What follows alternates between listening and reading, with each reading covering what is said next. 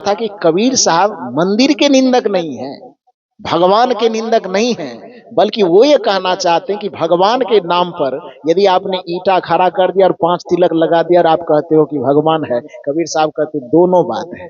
रात के लिए न मुझे रतौंधी है, न दिन के लिए मुझे मोतियाबिंद है। मेरे आंख को स्पष्ट दिखाई देता है कि वो ईंटा रखा हुआ है, इस पे 5 तिलक लगे हैं, तो ईंटा का उपयोग घर बनाने में होता है, उसका घर बनाने में उपयोग करो, धन्यवाद दूंगा मैं, लेकिन उसका उपयोग यदि बेटा बेटी दुनिया दौलत माल खजाना दिलवाने में करोगे तो ईंटा का उपयोग वो काम करने में नहीं है, वो हम नहीं मानेंगे। अब इस ईंटा को नहीं मानने तो इसका यह अर्थ थोड़े है कि हम भगवान को नहीं मान रहे हैं। बांस को हम नहीं मान रहे थे, इसका ये थोड़े मतलब है कि हम भगवान को नहीं मान रहे हैं। भगवान को हम मानते हैं, लेकिन जो भगवान है उसको भगवान मानते हैं। 500 का नोट होगा तो वो दीजिएगा तो मानेंगे, अब 500 नकली नोट ला के दीजिएगा तो ऐसे देखेंगे कि नहीं देखेंगे? नजर आएगा कि नहीं ये ठीक नहीं है तो उसको फेंक देंगे, नहीं है जाओ। तो जो फेंके तो 500 के नोट को 5000 के नोट को थोड़े फेंका गया, वो असली के नाम पर जो नकली आ गई उस नकली को फेंका गया ना जी। तो नकली फेंकने का मतलब असली की अवहेलना नहीं होती है, बल्कि नकली फेंकने का मतलब असली का इज्जत करना होता है। कबीर साहब ये नहीं कहते हैं कि मैं भगवान को नहीं मानता, कबीर साहब ये कहते हैं कि असली भगवान के नाम पे जो तू नकलियों का जाल बिछा के रखा है उस नकली को हम फेंक देने वाले हैं, क्योंकि जब तक नकली को फेंका नहीं जाएगा आदमी असली भगवान के पास नहीं पहुंच पाएगा। परमात्मा के नाम पर फैले हुए आडंबर को जब तक उघारा नहीं जाएगा व्यक्ति असली परमात्मा के करीब नहीं पहुंच पाएगा। ईश्वर के नाम पर फैले आडंबर को, अंधविश्वास को जब तक उखाड़ करके नहीं फेंका जाएगा तब तक आदमी ईश्वर के स्वरूप को समझ नहीं पाएगा। कबीर साहब भगवान के विरोधी नहीं है, बल्कि कबीर साहब भगवान के सबसे बड़े समर्थक हैं।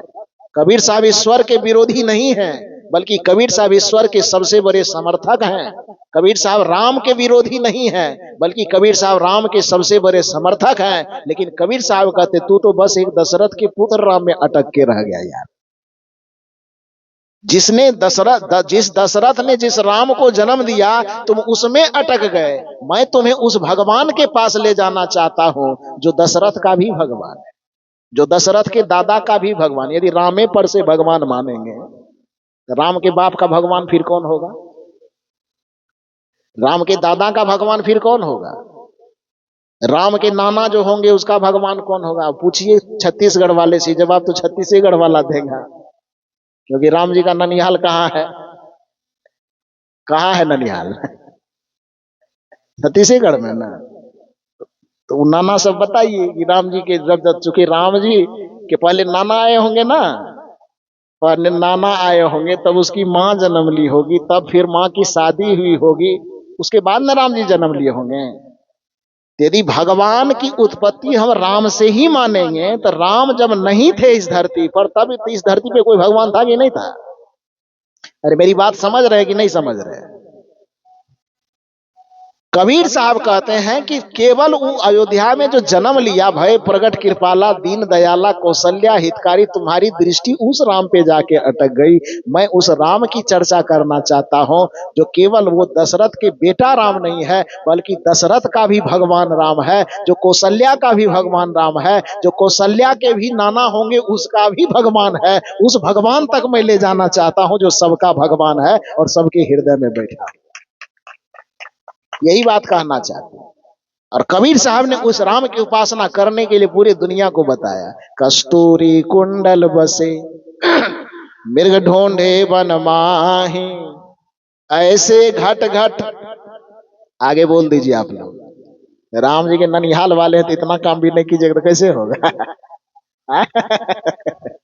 और आप कहते हैं कि कबीर साहब राम को मानते नहीं है। अरे कैसे नहीं मानते? वो चिल्ला करके पुकार करके कह रहे कि ऐसे घट घट राम है, और है मतलब नहीं कभी नहीं होता है मतलब हाँ होता है। और आप जबरदस्ती उसके मुंह में ना को डालना चाहते हैं कि कबीर साहब कहे कि ना होता है, कबीर साहब कहे हाँ होता है, आप कहते हैं ना होता है। कैसे होता है? कस्तूरी कुंडल बसे, मृग ढूंढे वन माही, ऐसे घट घट राम है, दुनिया जानत नाही। तब ननिहाल वाला हो कि इतना भी नहीं बोलिएगा।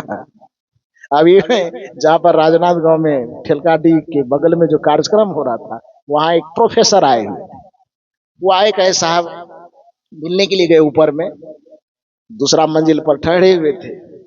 तो जैसे गए, एक आदमी को लेके गया। उन्होंने कहा, गुरुजी मैं सत्संग को कभी नहीं सुनता, सत्संग से मुझे कोई मतलब भी नहीं है, महात्मा लोगों को मैं देखना नहीं चाहता।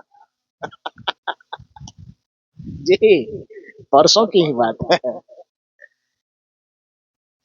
मैं यहाँ आ भी नहीं रहा था, लेकिन आपके प्रवचन को मेरे एक मित्र सुन रहे थे। यहाँ से मैं 40 किलोमीटर दूर में था, और मेरे मित्र बार बार फोन कर रहे थे कि एक बार आ जाओ यार। तो हम उसको टालने की कोशिश करते थे, हो अच्छा आएंगे कह देते थे, किसी तरह टल जाए। लेकिन ये आदमी भी जिद्दी, फिर फोन करे आओ, फिर के अच्छा देखा जाएगा। लेकिन हमारी मानसिकता में था कि हमको नहीं जाना है। लेकिन ये बार बार फोन करे तो डायरेक्ट कहा भी नहीं जाए कि नहीं जाएंगे, तो टालने के लिए कहते थे। और ये भी इतना जिद्दी कि 3 दिन में लगभग 30 से 40 बार फोन कर दिया। और इतना फोन किया तो मुझे लगा कि धो मुझका मन रखने के लिए एक बार जाना चाहिए। गुरुजी आ गए, अनमनस भाव से पंडाल में बैठे। लेकिन आज पहली बार जब आपका प्रवचन, आपका दर्शन, आपका तर्क सुने, तो मैं माथा पीट करके रह गया कि मैं कितना बड़ा अभागा था कि इस तरह के प्रवचन को मैं छोड़ रहा था। और जब वो आए तो अकेले आए थे प्रवचन सुन करके रहा नहीं गया, तो कमरे में गए और उन्होंने अपनी बात रखी, जो उसके हृदय का उद्गार था। आंसू बह गया उनकी आंख से, और अपना उद्गार प्रकट किया। दूसरे सत्र में जब बैठे, तो बैठने के बाद प्रवचन तो 1 घंटा लगभग सुन लिया। कुछ भजन लोग गाने के लिए दिए, तो उसको लगा कि भजन गाने में 1 घंटा लग सकता है। अब सोचिए कि उसके हृदय में बात कितनी धसी होगी। वो भजन को छोड़ करके उन्होंने सोचा कि प्रवचन तो हम सुन ही लिए, तो बीच में ही उठ गए और अपना 4 चक्का 4 व्हीलर से आए थे। ड्राइवर को कहा कि 4 व्हीलर में बैठो, प्रोफेसर थे वो, 4 व्हीलर पर बैठाए और अपने घर चले गए। वो 40 किलोमीटर दूर, और वो 40 किलोमीटर दूर जाकर के वहां अपना पत्नी, बेटा, बेटी, घर में जितना परिवार था, अरे चलो गुरुजी आए हैं भेंट कर लेना। पत्नी भी हैरान है कि कैसा आदमी है, आज तक तो सत्संग का नाम सुन करके भैंसा की तरफ भड़कता था।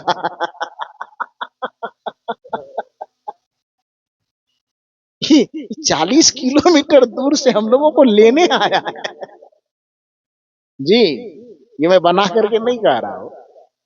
फिर वो 40 किलोमीटर दूर गए, अपने पत्नी, बच्चे, जितने घर में परिवार थे सबको गाड़ी में बैठाए, और उसके बाद वहां से फिर 40 किलोमीटर से पत्नी बच्चे को लेकर के आए हो।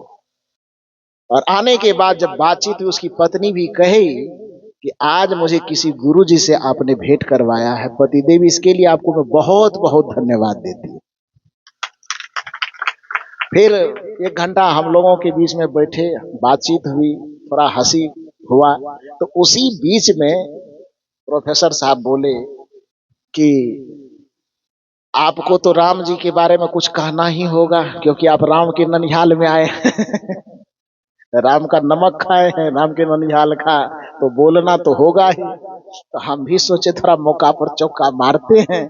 तो मैंने कहा चिंता मत कीजिए, आप राम जी के ननिहाल वाले हैं, तो हम राम जी के ससुराल वाले हैं, दामा जाना मेरा। और आपके यहाँ राम जी को चाहे जितना दुलार पुचकार किया जाता हो, हमारा यहाँ राम जी को खूब गाली दी जाती है। अब ज्यादा यदि हमको कहीं राम जी कह करके चिढ़ाए, यदि हम अपने पर उतर आए तो इतना गाली से दे भर देंगे। क्योंकि जब लड़के की शादी होने के लिए जाती है, तो लड़का का बहाना बना के उसका नाना, नानी, दादा, दादी, मौसा, मौसी सबको गाली से भूतता है। इधर देते हैं कि नहीं देते हैं?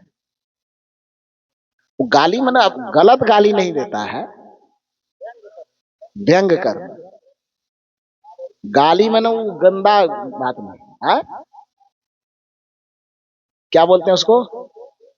हाँ, भरौनी। हाँ, सीटना। इधर क्या बोलते हैं? भरौनी, भड़काने वाला। हाँ। व्यंग ही हुआ, तो उधर की भाषा में उसको गाली बोल दिए, और इधर की भाषा में बोलो तो वही भरौनी भड़कौनी जो भी कहते हो। तो उससे मैंने कहा कि ज्यादा मुझे छेड़िए मत, क्योंकि आपसे ज्यादा दावा मेरे यहाँ होता है। आप तो राम जी को यहाँ पर बचपन में खिलाए होंगे, लेकिन जब वो युवा अवस्था होकर के जब हमारे इलाके में प्रवेश किए, मेरी माता सीता को कहाँ से लाए आप?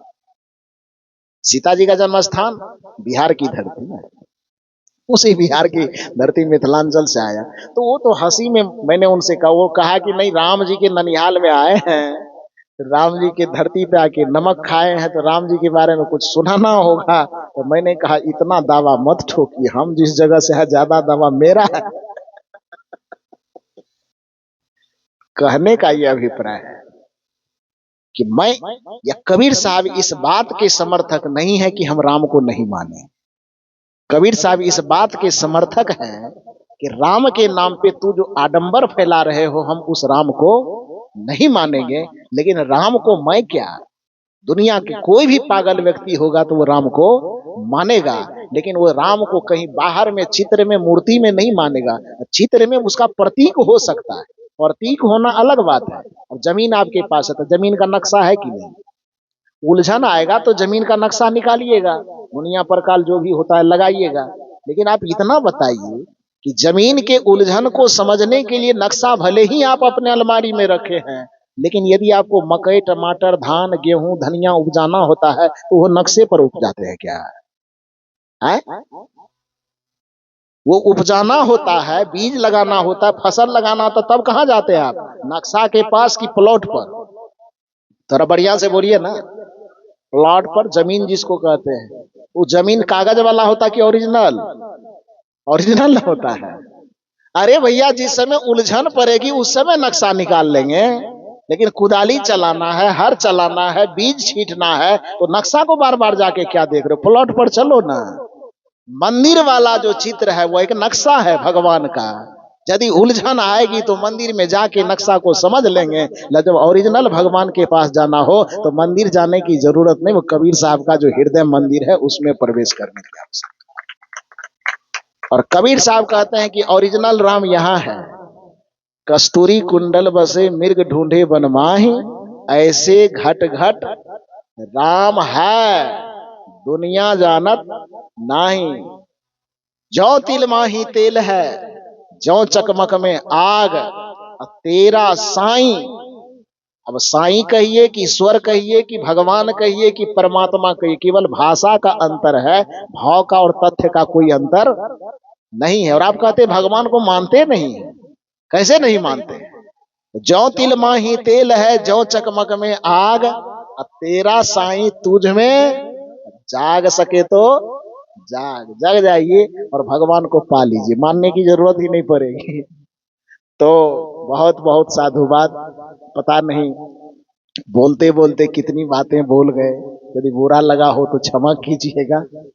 आपके मस्तिष्क में कहीं यही नहीं लगना चाहिए कि आए थे प्रवचन करने, प्रोफेसर की तरह लेक्चर झाड़ने लगे। आदत है ना, कभी कभी यूनिवर्सिटी में जाते हैं, वहां पर विद्यार्थियों के बीच में अपनी बात रखनी होती है, तो ये तो इस जगह आते हैं तो थोड़ा इसकी भी मर्यादा है ना, इस मर्यादा में थोड़ा बंध जाते हैं। तो विद्वानों की सभा जहां लगती है तो एक बात आप समझ लीजिए, खौलते हुए पानी ने आग से कहा, क्या कहा? शायरी यदि समझते तो समझिए थोड़ा सा। खौलते हुए यानी उबलते हुए, उबलने वाला पानी समझते हैं ना। तो उबलते हुए पानी ने आग से कहा, यदि बर्तन की मर्यादा न होती तो तुम्हें बताता कि तुम्हारी औकात क्या है। वो बर्तन की मर्यादा है कि तू बचा हुआ है और हमको खौला रहा है। तो हम लोगों के पास जो कबीर साहब के खिलाफ में कोई कुछ बोलने के लिए आता है तो यही बर्तन की मर्यादा होती है, जो सामने से बढ़िया से सुरक्षित होके चला जाता। अब सुरक्षित होने का मतलब ये नहीं कि मर्डर हो जाएगा, मतलब उसको वो व्यंग, वो शैली में हम लोग कुछ कह नहीं पाते। उस शैली को यदि उसे सुनना हो तो थोड़ा सा विद्वानों की वो सभा लगावे, थोड़ा यूनिवर्सिटी का माहौल पैदा करे, तब वो हम लोगों के सामने थोड़ा सा आ जाए। कबीर साहब अपने जमाने में विद्यालय गए हो कि न गए हो मुझे नहीं पता, विद्यालय था ही नहीं, तो गाछ के नीचे में विद्यालय लगता था, नहीं लगता था। ये प्राथमिक विद्यालय, उच्च विद्यालय, महाविद्यालय बना हुआ था। अरे आम गाछ के नीचे एक शिक्षक बैठ जाते थे, वहीं पर पढ़ते थे। तो विद्यालय था ही नहीं तो लोग विद्यालय जाएगा कहां से भाई, कहां से जाएगा। तो मेरी दृष्टिकोण में मैं ये जहां तक समझ पा रहा हूं कि भले ही कबीर साहब को कभी विद्यालय जाने का मौका लगा हो कि ना लगा हो, लेकिन आज उसी कबीर के खानदान में, उसी कबीर के परिवार में ऐसे ऐसे व्यक्ति पैदा हैं जो यूनिवर्सिटी को पैदा करने वाला है, यूनिवर्सिटी को उत्पन्न करता है। तो कबीर साहब के जमाने में तो आप हैं नहीं कि उनसे हाथ से हाथ मिला पाइएगा।